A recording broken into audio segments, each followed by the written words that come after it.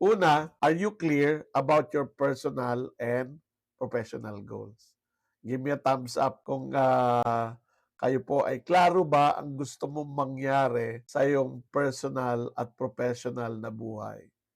Ayan. So, yun yung unang requirement natin. Ano? Kasi kung wala kang sense of direction, medyo mahirap kang i-coach. No?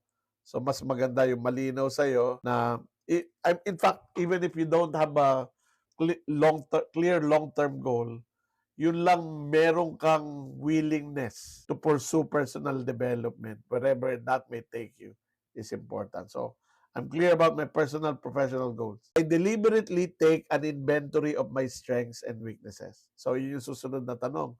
So, ito yung tanong sa inyo.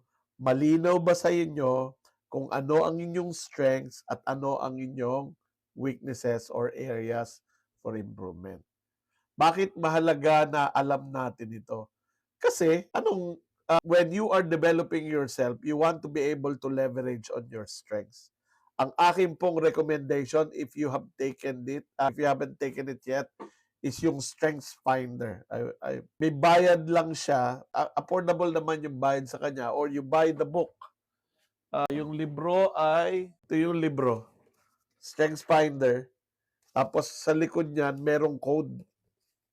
Merong code sa likod na pwede nyong, ako, hindi ko na alam kung saan dito. Basta merong code ditong libro na to and you can take the test. No? Is this recorded? Opo, recorded po ito, and then I will upload doon sa aking Facebook page yung edited version, yung lilinisin ko lang and then upload the entire thing. And also some clips. No? So I deliberately take an inventory of my strengths and weaknesses. Dapat hindi yung pagka tinanong ka, what are your strengths and weaknesses, saka mo lang iisipin. Take an inventory and the toolkit that I will provide later is something that you can use for that. Next is, do you seek to know what kind of knowledge, skills, attitudes, and habits you need to develop? And this is in relation to your goal, di ba?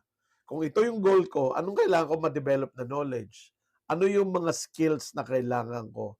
At ano yung attitude and habits that I need to develop? What kind of discipline I should have in order to grow, no? So, importante yan. And then finally, I actively look for opportunities to develop myself. Ayan. Maraming mga nagrereklamo sa akin na mga empleyado. Sinasabi nila na yung boss ko naman hindi naman nag-i-invest sa development. Wala naman training dito sa aming kumpanya. Unfortunately, walang ganung, good or bad. Actually bad na the companies many companies do not really seriously invest in people development.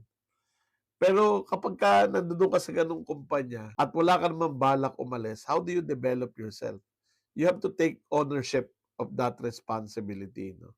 So maghanap ka. Sa panahon ngayon, madali na Hindi na kagaya nung araw, bibili ka ng mamahaling libro, attend ka ng mga mamahaling seminar para matuto ka. Ngayon, you just have to be resourceful and you will learn, no? So maganda na maganda kung merong investment yung kumpanya sa yung development, but you should be the number one investor of your personal development. I hope that makes sense, no?